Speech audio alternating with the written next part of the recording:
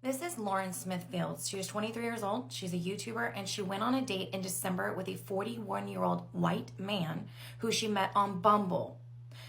He then called 911 because she was deceased in her apartment at the end of their date.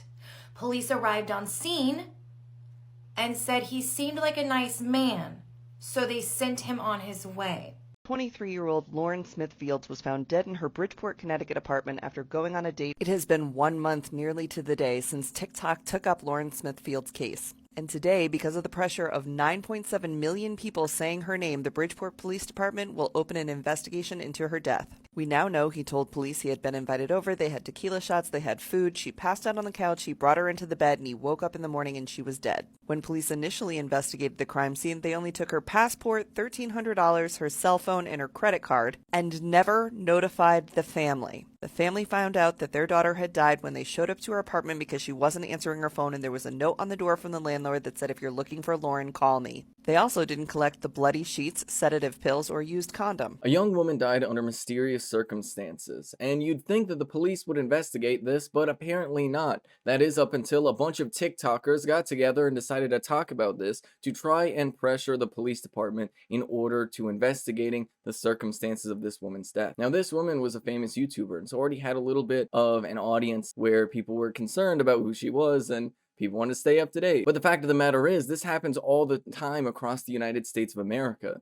And it really makes the case for the police abolitionists, because the reality is all of the new evidence that we have heard from has come from the family investigating the situation inside of the apartment.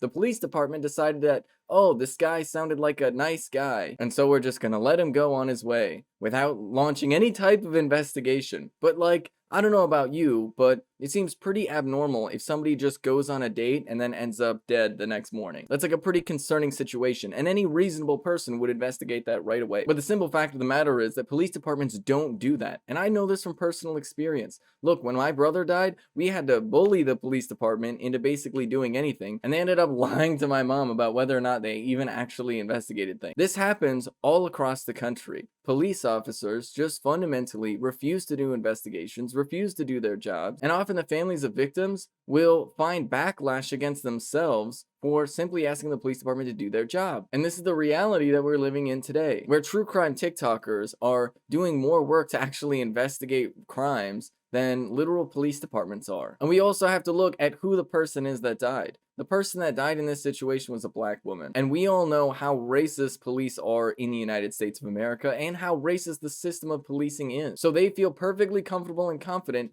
disregarding the literal death of a young woman because they didn't think that it would be worth their time to do an investigation. Which is why when people talk about defunding the police, what we are talking about is actually funding people who will do investigations to make sure there are resources to people who will actually take time to take care of the families of the victims, to meet their needs, and to follow any type of investigatory trail wherever it needs to go. Not just some random police officer who's being pulled away from watching parking meters and pulling people over for random nonsense on the road and then begging them to do an investigation. The reality is that what we ask police officers to do is really nonsensical, because it turns out it's just easier for police officers to pull over random people, usually racially profiling people in the process, and harassing them for minor crimes that don't affect anybody. But when there's actual real work to be done, like investigating what is a very mysterious death, they just decided they just don't have the time for it. And so the people who are calling for defunding the police are talking about funding the people that actually know how to do this. And the truth of the matter is, it's not that difficult. If